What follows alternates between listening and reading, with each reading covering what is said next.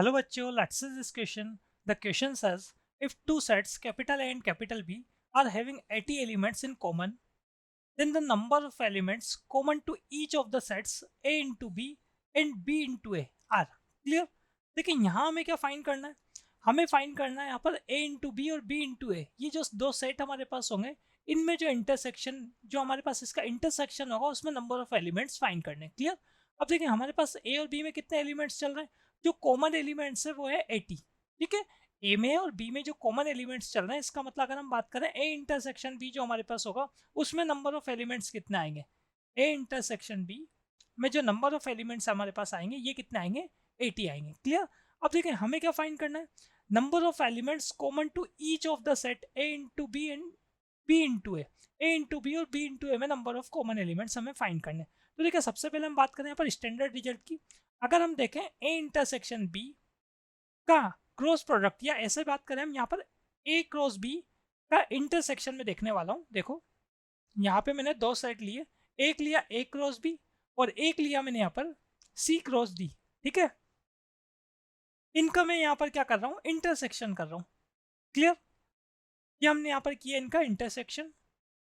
तो ये हमारे पास स्टैंडर्ड रिजल्ट हुआ करता है, ये इक्वल होता है यहाँ पर A intersection C into B intersection D के. क्लियर? अब देखो यहाँ मैं क्या करता हूँ, मुझे क्या फाइंड करना है, ए क्रॉस बी और बी क्रॉस ए में इंटरसेक्शन में कितने एलिमेंट्स आएंगे वही फाइंड करना है ना. तो यहाँ सिंपल सी बात है, देखो आपके पास अगर हम बात करें यहाँ पर, तो मैं क्या करता हूँ इसमें ए इंटरसेक्शन बी, ये जो चल रहा है हमारे पास ए क्रॉस बी, इसको तो एज इट इज रहने देता हूँ. ठीक है, और सी की जगह मैं पुट करता हूँ, मैं ये पुट करने वाला हूँ, पुट सी इक्वल टू सी की जगह भी बी और डी की जगह क्या पुट करने वाला हूँ, डी की जगह में पुट करने वाला हूँ यहाँ पर ए.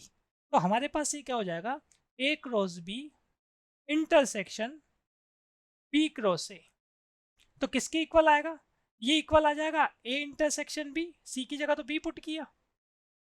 ठीक है, और साथ में बात करें डी की जगह क्या पुट किया, डी की जगह ए पुट किया.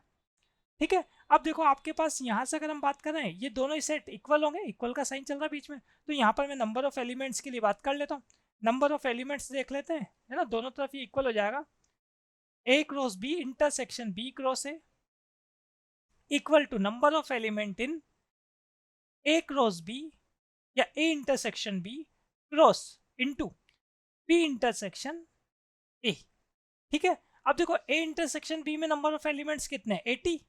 ठीक है, और बी इंटरसेक्शन ए में नंबर ऑफ एलिमेंट्स हमारे पास कितने हो गए, 80. तो इसका मतलब ये जो आरएचएस हमारे पास चल रहा है, एलएचएस तो वही हो गया, ए इंटरसेक्शन बी और बी इंटरसेक्शन ए का जो हमारे पास यहाँ पर इंटरसेक्शन मतलब जो कॉमन एलिमेंट्स होंगे वो कितने होंगे. तो आरएचएस में हम क्लियरली बता सकते हैं ए इंटरसेक्शन बी में कितने एलिमेंट्स, ये दोनों में तो अलग अलग हो ही जाएगा हमारे पास. इसको मैं नोट कर सकता हूँ यहाँ पर, elements of number of elements in A intersection B into number of elements in B intersection A. ऐसा मैं इसको नोट कर सकता हूँ. ए इंटरसेक्शन बी में नंबर ऑफ एलिमेंट्स कितने हैं, 80. बी इंटरसेक्शन ए में नंबर ऑफ एलिमेंट्स कितने हैं हमारे पास, ये भी 80. क्लियर? ए इंटरसेक्शन बी या बी इंटरसेक्शन ए सेम ही बात है हमारे लिए. तो ये किसके इक्वल हो जाएगा, 80 के स्क्वायर के इक्वल हो जाएगा. Clear? So final answer is option number B. Hope you understood it well. Best of luck.